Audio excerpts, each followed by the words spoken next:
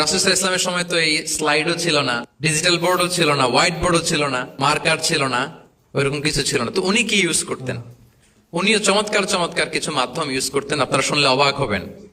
আমরা আমাদের বিভিন্ন প্রেজেন্টেশন বা লেকচার বোঝানোর জন্য অনেক মিনস ইউজ করি না, আল ওয়াসাইল আত-তা'লিমিয়া, এটাও কিন্তু রাসূল সাল্লাল্লাহু আলাইহি ওয়াসাল্লাম করতেন। আমরা কি কি করি আমি তো জানি না, আপনাদের আইএসসি তে ক্লাসরুম গুলো কেমন, নিশ্চয়ই সেখানে হোয়াইট বোর্ডে তো আছেন।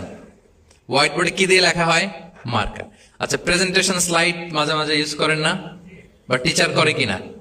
তো সেটা কিভাবে করে? মাইক্রো প্রজেক্টর দিয়ে করে। এগুলো হচ্ছে আল ওয়াসাইল আত-তা'লিমিয়া।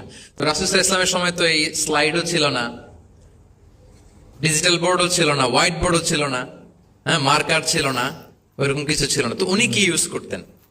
উনিও চমৎকার চমৎকার কিছু মাধ্যম ইউজ করতেন, আপনারা শুনলে অবাক হবেন। আপনাদের মনোযোগ আছে তো সবার, না? আচ্ছা, আমরা দেখি যে